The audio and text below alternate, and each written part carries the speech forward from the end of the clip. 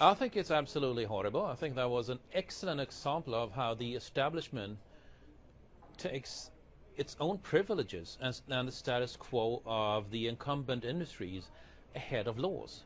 Government cares for itself first and then for citizens. I think that's an interesting argument. Now, what you're essentially asking me is interpretation of the law, and I didn't become a lawyer but a politician because I think the law is wrong and I want to change it.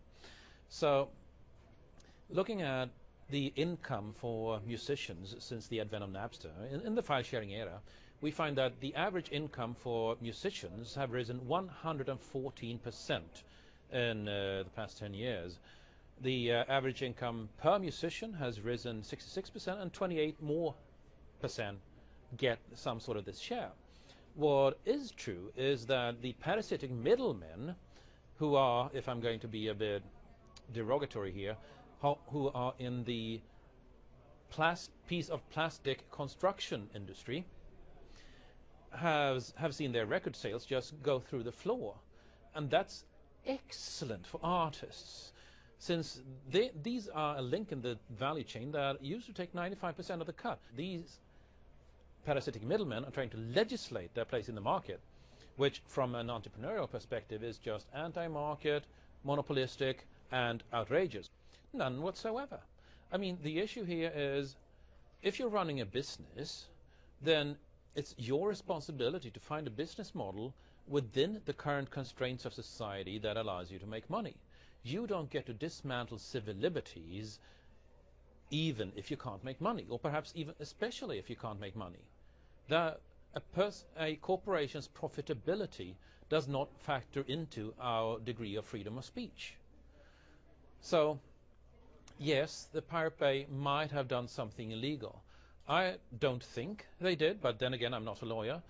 In any case, I'm absolutely adamant that what they did was beneficial to society and to artistry, and so it should not be illegal under any circumstance. I think it's tremendously important. I mean, you have 250 million Europeans sharing culture in violation of this old copyright distribution monopoly.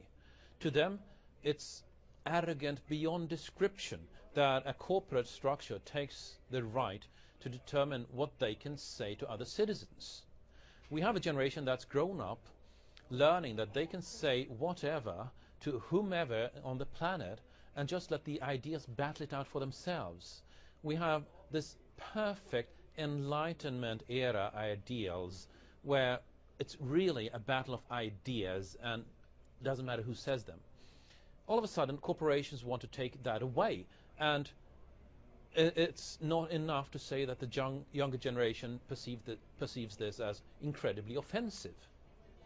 So, SOPA and PIPA, I think that was the first case where the general population really woke up to realizing that what we have been saying all along isn't wolf crying.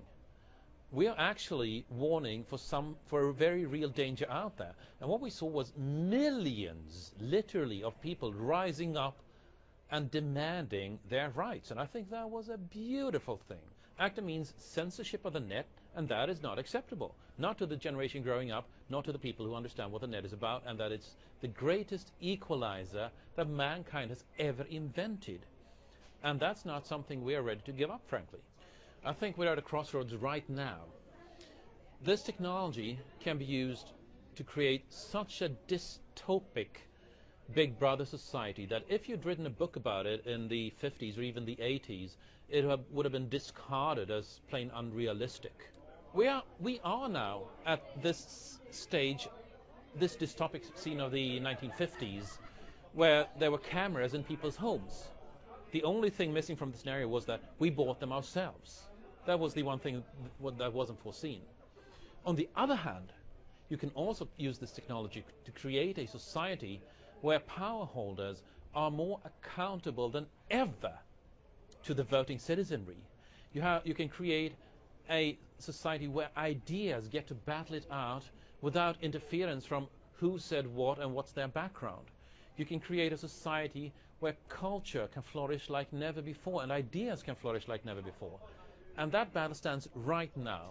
And the question is, who controls the internet. I want it to be the citizens. There are people who want it to be the previous set of industries, and if they win, we get a Big Brother society. If the citizens win, we get a democracy richer than any before.